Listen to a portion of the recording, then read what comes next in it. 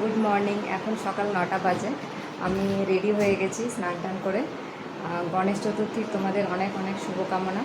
আজকে আমাদের বাড়িতে ছোট্ট করে একটা গণেশ পুজো হবে।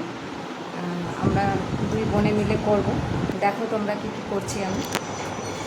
ছোট্ট করেই বাড়িতে পুজোটা আমরা সেরে ফেলছি, কারণ বোনের অফিস আছে, বোনকে আবার টাইমে বেরোতেও হবে।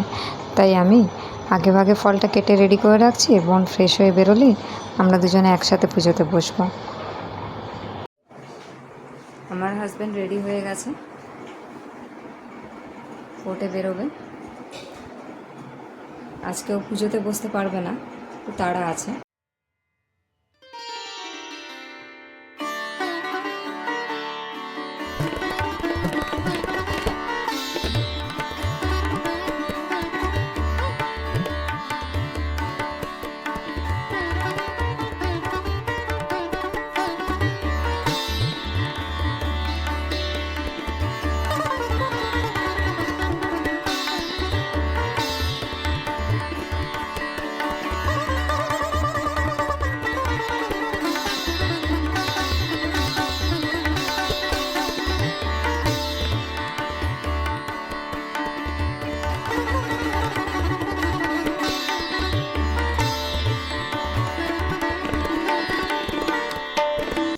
আমার পুজো কমপ্লিট হয়ে গেছে। এখন আমি একটু এই চা বিস্কিট নিয়ে বসলাম। আজকে আমাদের দুপুরের খাবার নিরামিষ হয়েছিল। ডাল হয়েছিল, বাঁধাকপি আলুর তরকারি, সজনে শাক আর পেঁয়াজ পোস্ত। সেই দিয়ে আজকে আমাদের দুপুরের খাওয়া কমপ্লিট হলো। এখন 5:30 বাজে। আমি ছাদে উঠেছি এই জামা কাপড়গুলো তুলতে। এটা জবা, মানে কারি পাতা গাছ।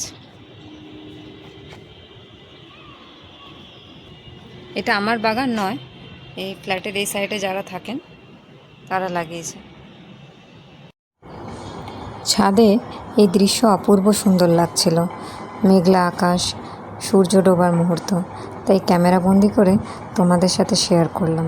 ভুট্টা নিয়ে বসেছি, আমার হাজব্যান্ড ভুট্টা নিয়ে এসছে আর ওকে বানিয়ে দিয়েছি একটু মুড়ি মাখা, চা, আর ওর পাশে আবার একটু নিমকি নিয়ে রেখেছি। একটু আটা ময়দা মাখছি, রাত্রে আজকে পরোটা আর ডাল হবে। এই আমাদের রাত্রের ডিনার আজকে। ত্রিকোণ আকৃতির পরোটা, ডাল আর শক্তিগড়ের ল্যাংচা। বোন শক্তিগড় গেছিলো একটা কাজে, তো সেখান থেকে নিয়ে এসেছি। আজকে ডিনারটা করে এখানেই ব্লগটা এন্ড করছি। আমার ব্লগটা ভালো লাগলে তোমরা অবশ্যই একটা লাইক কমেন্ট শেয়ার করে দিও, আর পরের ব্লগের জন্য অপেক্ষায় থাকো। Bye, good night.